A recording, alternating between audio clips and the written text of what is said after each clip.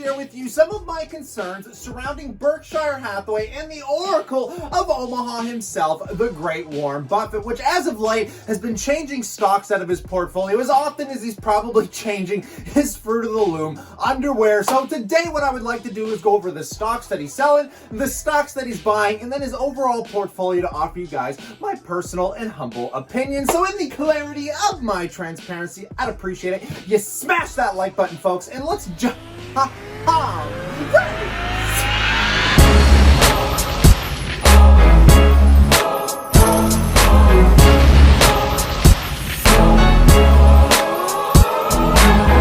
Welcome back.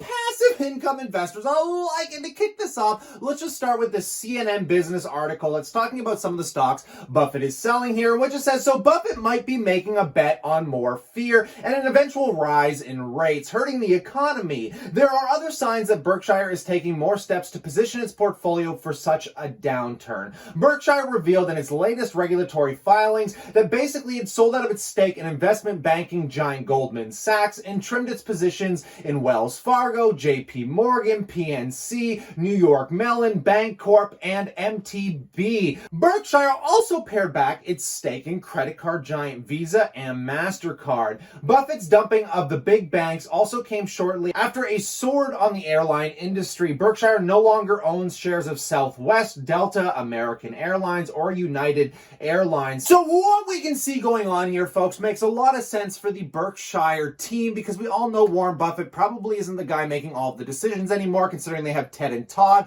And I imagine Charlie Munger's still sitting at those board meetings, throwing in his opinion here and there, which we're going to take a look at when we see one of the stocks that they're buying. But this just makes a lot of sense, considering that this pandemic is going to severely hinder banks with these record low interest rates, which aren't likely to go up anytime in the near term. Why would you want to hold banks? I personally think they're a good deal here if you're a long-term investor, you have a very long time horizon, but I'm more or less looking at the Canadian banks over the US banks, as I don't hold any of these, so you might have to do some further homework. But honestly, we know that all of their earnings aren't probably going to be that luxurious or that fruitful in the next coming quarters. So that kind of makes a lot of sense. Now, the airlines I found really interesting and unfortunate because we all know Buffett was a big fan of Delta Airlines, in which he was buying right up to the pandemic, and not even, what was it, a month after the pandemic or in the midst of it, was selling out of Delta at a fairly large loss. And another one of these stocks that Buffett has been selling out of that doesn't make a whole lot of sense to me was Occidental Petroleum, because I remember making a specific video on this not even that long ago in which they just cut the stake right out of it. Berkshire Hathaway had bought $10 billion in Oxy shares to help fund the company's acquisition of Anadarko, which in hindsight turned into one of the most ill-timed acquisitions in history of oil. The acquisition cost Oxy some $55 billion and was aimed at expanding its presence in the U.S. shale patch. In addition to the investment that helped fund the deal, Buffett's investment vehicle also accumulated more interest in the oil company as Oxy paid its last quarterly dividend in shares because it lacked the cash.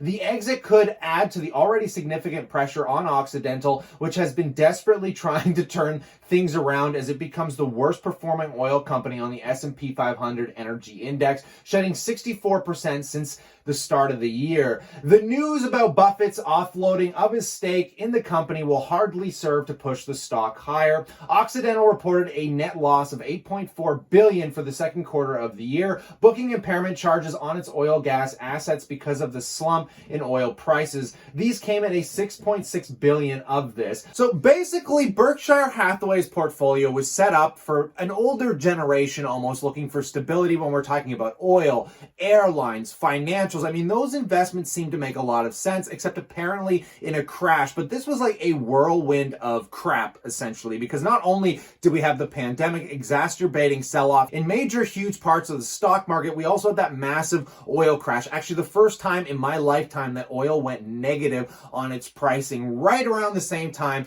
Buffett was making this purchase. So it's crazy that they're selling out of these at such large losses, literally after just buying them. But let's quickly take a look at what Warren Buffett is buying here. And this one came as an interesting shock to me, but I'll explain why in a second. second. And essentially, this article says Warren Buffett undergoes a conversion on gold. So even though the media is hyping Buffett buying gold, the investor actually purchased a gold miner with the symbol GOLD, or Barrick Gold. The company does actually pay a dividend. There is merit to buying gold stocks. However, there's too much hype around Barrick Gold because of Buffett's purchase. Investors may consider large cap gold stocks like Newmark Gold instead of Barrick. And I don't want to get too much into the opinions of what Market Watch thinks here, but let's just take a look at Barrick Gold itself. I just made a video on this recently saying how I would not want to own physical precious metals because we all know what Buffett thinks. They're just shiny things you can rub. They don't really cash flow. So you're better off actually owning the miners themselves, because in these current situations, when we see gold skyrocket like it did, just over 2,000 an ounce and then pulling back slightly, you will only make a little bit of money on your actual physical gold, and only if you sell it. Whereas if you own the gold miners, they are constantly cash flowing by mining and selling that gold. And if that mine has something like 10 million ounces in it, that means you didn't just go up, say, $500 on an ounce of gold. You went $500 on every ounce, and there's probably 10 million ounces in those gold mines, meaning the cash flow is going to grow absurdly when you start getting it out and selling it. So it makes a lot more sense that Buffett would buy a cash flowing gold business, and which he did with Barrick Gold, that actually pays out a dividend of 1.08%, and it has a PE ratio right now of 12, which for the Oracle of Omaha, the guy that would always batter gold bugs, is finally dipping his toes into the gold market itself. But does this investment make a lot of sense? And in my personal opinion, in the circumstances, absolutely. Considering we're in an inflationary period where currencies are getting devalued, gold is skyrocketing. You know, we're not talking like Tesla type returns here, but if we're looking for some kind of stable cash flow in our portfolio that protects against the dollar fluctuations, because you got to remember, if you're holding only US stocks and the US dollar drops, you have to kind of calculate that in, which we can actually see because my Royal Bank account does this for me on my Canadian and US stocks. And just to give you a small example here, let's use RioCan, because it's a Canadian stock I bought with Canadian dollars, but as soon as I buy that asset, it is now separated from the dollar. So if the dollar goes up or down, it actually affects my share price in the company, which we can see right here where it says dollar exchange here with the percentage beside it, in which I am down 0.07 cents from the time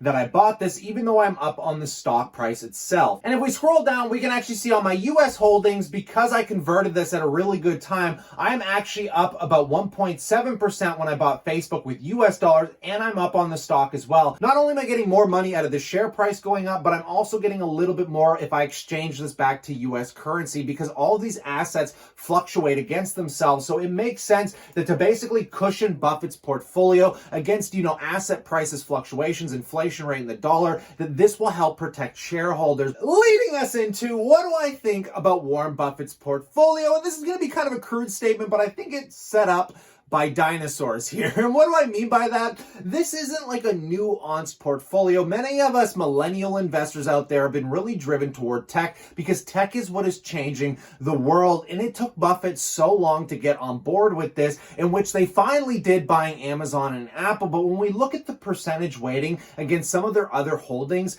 it doesn't really add up to a whole lot, in my humble opinion here, considering we can see that, yeah, Buffett still owns some Amazon stock, in which I think they actually trimmed this position not that long ago, but it only makes up 0.1% of their portfolio, whereas American Express apparently makes up 18.8% against something like an Apple that only makes up 5.9%. And as we can scroll through, we can see that, Bank of America still makes up 11%, like their largest holdings, because again, they didn't liquidate their entire bank holdings. They were just scaling them back a little bit, in which I think Buffett even purchased more Bank of America. But in the same notion, why is this portfolio so set up for a lack of growth potential? Because we all know, even with this pandemic, after we saw the massive earnings reports that came out with Apple, Microsoft, Amazon, Facebook, Google, why does Buffett have no real exposure to these to any majoring degree? Now, I know they're not the hugest dividend payers, but neither is Barrick Gold. A lot of these companies don't pay a whole lot of dividends as it is, even though Berkshire Hathaway, BRK.b or BRK.a shares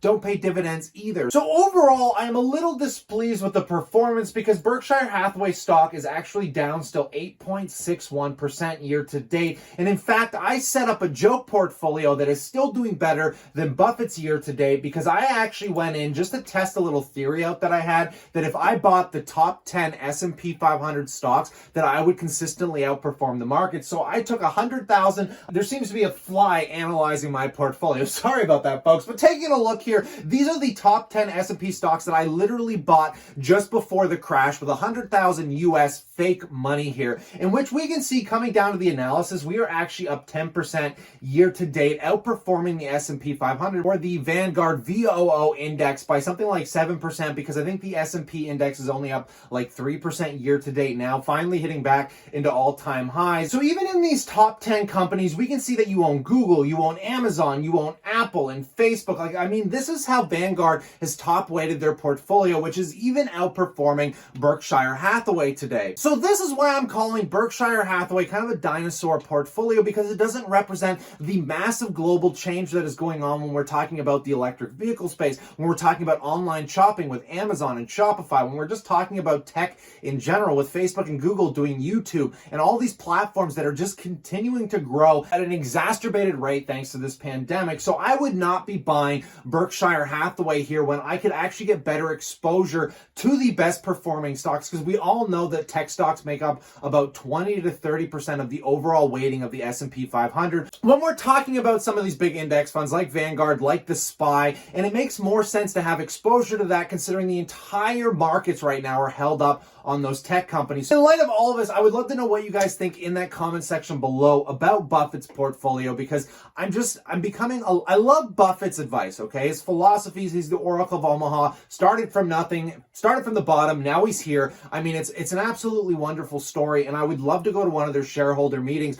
because we know Buffett, Charlie Munger, they're getting a lot older. They're probably, unfortunately, not going to be around for much longer. So if you can take in some of those years of advice, those multitudes of crashes, just to get some of those amazing insights. But again, guys, you need to be a little bit more nuanced with your portfolio. And if I can offer some advice to Buffett, which doesn't make a whole lot of sense, a 28-year-old with 100 grand telling a guy with $100 billion how to invest his money. But I just want to throw it out there. Buffett, why don't you own more Amazon? Why don't you own more Apple? Why do they make up such a small position in your portfolio when we know those stocks are the best stocks? But again, guys, let me know what you think in that comment section below. But stay cool, stay awesome, and I look forward to chatting to you tomorrow.